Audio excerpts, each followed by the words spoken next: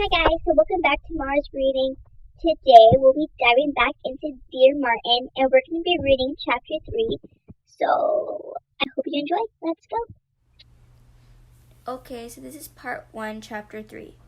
Justice has a lot on his mind as he steps into his societal evolution class on Tuesday. For one, yesterday a Nevada grand jury didn't return an indictment on the cop who killed Shamar Carson. Since being arrested, Justice has spent all of his free time following the case, and now it's just over. Speaking of cops and arrests, yesterday Justice also learned that the cop Manny's cousin confessed to shooting was none other than Tomas Castillo. What Just can't get over is that he knows Manny's cousin. His name is Quan Banks, and he lives in Justice's mom's neighborhood. Quan's a year younger than Justice, and they played together back when the only thing that mattered was staying outside until the streetlights came on. Like Justice, Quan tested into the Accelerated Learners program in 3rd grade. But when elementary school ended, Quan started running with a not-so-great crowd. When Quan found out Justice was headed to Brass Prep, he mentioned a cousin who went there, but just never put 2 and 2 together, and now Quan's in jail. Justice can't stop thinking about it. Yeah, Castillo was an asshole, but did he really deserve to die? And what about Quan? What if they give him the death penalty? What if Castillo had killed Just, though? Would he have been indicted? Come here for a second, Just, Doc says as Justice drops his backpack on the floor beside his seat. Dr. Jarius, Doc Dre, is a debate team advisor and Justice's favorite teacher at Breast Prep. He's the only half-black guy Just knows, with a PhD, and Just really looks up to him. How you holding up, my man, Doc says. Been better, Doc. Doc nods and narrows his green eyes. Figured as much, he says. I wanted to let you know today's discussion might hit a nerve. Feel free to sit it out. You can leave the room if need be. All right. Just then, Manny comes into the room with Jared Christensen at his heels. Justice isn't real fond of Jared, or any of Manny's other friends for that matter, but he knows they've all been tight since kindergarten, so he tries to keep a lid on it. What's up, Doc? Jared crows as he crosses the room to his seat. Oh, God, Jared, sit down somewhere. That would be Sarah Jane Friedman, lacrosse captain, future valedictorian, and Justice's debate partner since sophomore year. Aw, SJ, I love you too, Jared says. SJ glares at him and pretends to shove a finger down her throat as she approaches the seat to Justice's left. It makes him laugh. The rest of the class trickles in, and the moment the bell rings, Doc pushes the door shut and claps his hands to begin class. Morning, peeps! Alright, so I'm sorry for interrupting this reading. I'll make this fast, but the rest of the chapters kind of look like this, where it shows you who's saying what. So that's how I'll be reading the sentences. I will be like, Doc, let's get started, shall we? He makes blah, blah, blah. Jared, United States, just so you guys understand. Class, multiple grunts, waves, and nods. Doc, let's get started, shall we? Discussion prompt of the day. He makes a few taps on his laptop, and the words all men are created equal appear on the classroom's digital chalkboard. Doc, who can tell me the origin of this statement? Jared, United States Declaration of Independence, ratified July 4th, 1776. Smiles smugly and crosses his arms. Doc, correct, Mr. Christensen. 12 of the 13 colonies voted in favor of severing all ties to the British throne. The document known as the Declaration of Independence was written into being, and to this day, one of the most oft-quoted lines of said document is what you see there on the board. Everyone nods. Doc, now, when we use our 21st century minds to examine the quote within its historical context, something about it isn't quite right. Can anyone explain what I mean? Everyone, crickets. Doc, oh, come on, y'all. You don't see anything odd about these guys, in particular, making a statement about the inherent equality of men? SJ, well, these were the same guys who killed off the indigenous peoples and owned slaves. Doc, indeed they were. Jared, But it was different then. Neither slaves nor Indians. Justice. Native Americans or American Indians if you can't name the tribe, homie. Jared. Whatever. Point is, neither were really considered men. Doc. That's exactly my point, Mr. Christensen. So here's the question. What does the obvious change in the application of this phrase from 1776 to now tell us about how our society has evolved? Extended pause as he adds the questions to the digital chalkboard beneath the quote, then the scrape of a chair as he takes his regular seat in the circle. Jared. Well, for one, people of African descent are obviously included in the application of this quote. So are Native American Indians. Justice. Clenches jaw. Jared. And women. Women were originally excluded, but now things are more equal for them too. SJ snorts. Still not equal enough. Doc. Expound if you will, Miss Friedman. SJ. It's simple. Women still aren't treated as men's equals, especially by men. Jared rolls eyes. Doc.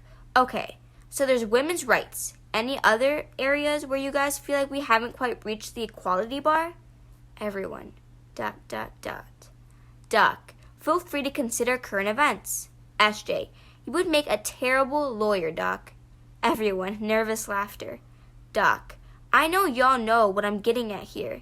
Manny. I mean, we do, but you really want to go there, Doc? Doc. Hey, this school prides itself on open dialogue, so let's hear it.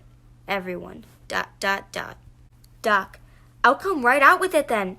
Do you guys feel we've achieved full equality with regard to race? Everyone. ... Doc. Come on, guys. This is a safe place. Nothing said here today leaves this room. Jared. Okay, I'll bite. In my opinion, yes, we have reached full equality when it comes to race. Doc. Expound, please. Jared. Well, everyone born here is a citizen with full rights. There are people who claim certain injustices are race-related, but if you ask me, they're just being divisive. Justice inhales deeply and rubs his wrists. Jared. America's a pretty colorblind place now. SJ. Of course you would say that. Manny. Oh boy. SJ. It never ceases to amaze me that guys like you have your head so far up your entitled asses. Doc. Sarah Jane. SJ. Sorry, it's just you're completely oblivious to the struggles of anyone outside your little social group. Jared. Whatever, SJ. SJ. I'm serious. What about the economic disparities? What about the fact that proportionally speaking, there are more people of color living in poverty than white people? Have you even thought about that? Jared. Dude, Manny drives a Range Rover. Manny. What does that have to do with anything? Jared. No beef, dude. I'm just saying. Your folks make way more money than mine. Manny. Okay, they worked really hard to get to where they are, so... Jared. I'm not saying that they didn't, dude. You just proved my point. Black people have the same opportunities as white people in this country if they're willing to work hard enough. Manny's parents are a perfect example. SJ. Seriously? You really think one example proves things are equal? What about Justice? His mom works 60 hours a week, but she doesn't make a tenth of what your dad Justice. Chill with that, man. SJ. Sorry, Just. What I'm saying is Manny's parents are an exception. Have you not noticed there are only 8 black kids in our whole school? Jared. Well, maybe if more people were like Manny's parents, that wouldn't be the case. Justice takes another deep breath. SJ. Okay. So you're saying people just need to pull themselves up by their bootstraps. Jared. Exactly. SJ. In order to do that, they have to be able to afford boots. Manny. Dang, point for SJ. Jared. Whatever. There are people on welfare strutting around in Air Jordans.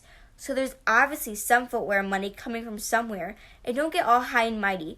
SJ. Your ancestors owned slaves just like mine did. SJ. Wrong, numbnuts. Doc. Miss Friedman. SJ. Sorry, Doc. As I was saying, my great-grandparents immigrated to this country from Poland after narrowly escaping Kalmino. Jared. What? SJ. It was a Nazi death camp. And you just proved my point again. You'd spew a lot less asininity if you were willing to see beyond the 18th hole of your country club golf course. Doc, reel it in, SJ. Jared, just so you know, Manny's parents have been members of our country club longer than we have. Manny, bro. Jared, just saying, dude. SJ, God, this country is headed to hell in a handbasket with people like you at the helm, Jared. Justice, chuckles. Jared, anyway, to those unfamiliar with the U.S. Constitution, thanks to the 14th Amendment, every person in this country has the right to life, liberty, and the pursuit of happiness. SJ, bull, beep. Doc, SJ, it's true. Justice, you need to chill, S. SJ, are you serious? Justice, yeah, I am. SJ, you of all people know I'm right, Justice, leave me out of this. SJ, fine. Bottom line, it's been over 2 centuries and African Americans are still getting a raw deal. Jared, could have fooled me.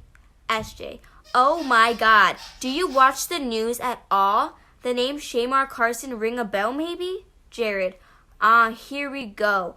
Not every white person who kills a black person is guilty of a crime. Pretty sure the courts proved that yesterday. SJ, all the courts proved yesterday was that a white guy can kill an unarmed teenager and get away with it if the kid is black. Doc, conjecture, SJ, you know better. You two need to tread carefully here. Jared, dude, the kid attacked the cop and tried to take his gun, and he had a criminal record. Justice, hold up, man. The attack was alleged. There weren't any witnesses. Jared, I thought you were staying out of it. Doc, watch it, Mr. Christensen. Jared, he said it, not me. Justice, grits teeth. SJ, maybe if you actually followed the case instead of getting your information from social media. Jared, doesn't change the fact that the guy had been arrested before. You don't get arrested if you're not doing anything wrong. Bottom line, he was a criminal. SJ, the charge on his record, which is public, so you can go and look it up, was a misdemeanor, possession of marijuana. Jared, so, do the crime, do the time. SJ, Jared, you bought an ounce of weed 2 days ago. Doc, don't make me write you up, SJ. SJ, I saw it with my own eyes, Doc. Jared, what I do with my money is none of your or anyone else's business. Justice, snorts. Of course it's not, but what Shamar did with his is everyone's, right? Doc, y'all better get back on topic before I start handing out detentions. SJ, my point is I've seen you commit the same crime Shamar Carson had on the criminal record you mentioned. Jared, whatever, SJ. SJ, I know you'd prefer to ignore this stuff because you benefit from it, but walking around pretending inequality doesn't exist won't make it disappear, Jared.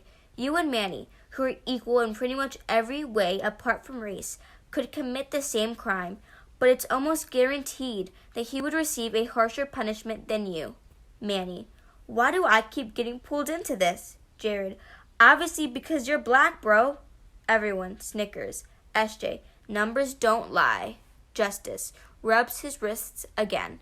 Jared, yeah, we get it. Your mom's a big shot attorney. You have all the facts. SJ, deflect all you want, but you can't deny that you get away with stuff Manny could never get away with. Manny, I swear I'm changing my name. Jared, maybe I get away with it because I'm not dumb enough to get caught. Justice, wow. SJ, you get away with it because you're white, butthole. Doc, Sarah Jane.